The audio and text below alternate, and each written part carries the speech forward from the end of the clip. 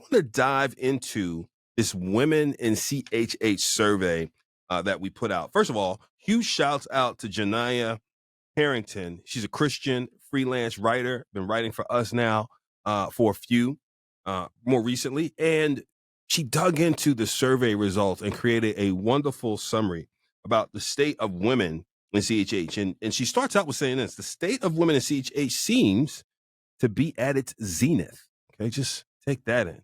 They use their voices as beacons of faith to guide fans to lean into Christ. So let me just full stop right there. One, I love from the onset that the survey reveals that one, there's no question about what the women in CHH are doing. They are using their voice as beacons of faith, undoubtedly. Now, I want to go into three things that she talks about, both the findings, the trends, the findings of the barriers, the trends, and the recommendations. Important to have some recommendations. Yes, because we can unpack what's going wrong and spend a lot of time on that, but we want to also get to some recommendations. And here's what I love about it. Again, this is from you. This is from artists. This is from listeners, etc. She opens up with some questions before she goes into the findings. Are they less visible than men? Not sought out as often? What is keeping them from succeeding? And can we do anything to change the tide in their favor? Are we doing enough to elevate their voices? Or is it the golden age of female MCs merely a mirage? Or is the golden age of female MCs merely a mirage? So in other words, she's seeing trending in great directions, but sees some lack of support. And so do we need to do something? That is a question. So let me do this. Let me go into the survey.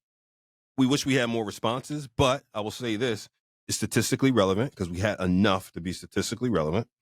And let's start with the findings and go into some of the barriers. So one of the statements she opens with in the finding is, although it is true that female MCs enjoy more popularity than their foremothers, almost all respondents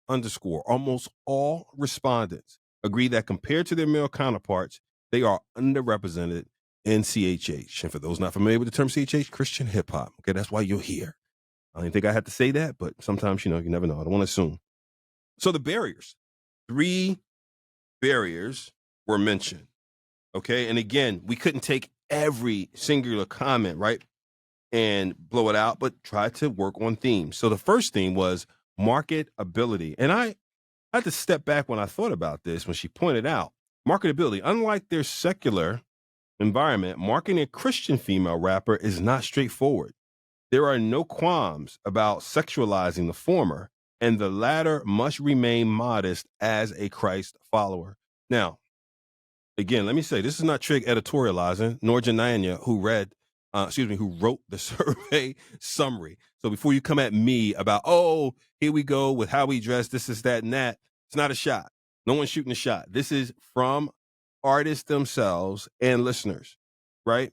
But again, making a comparison to the secular environment, more modesty is required. I mean, I'm not sure, the folks who sent that in were thinking anything derogatory, okay? 2, and there lies the rub. Labels cannot sell a Christian artist's sex appeal in the same way. She cannot be too revealing, lest she ruins her witness. But not all can pull off the pretty tomboy look. I had to think whoa, is that what we're saying? Is that collectively what people are saying in the survey? It has to be a tomboy look versus over-sexualization.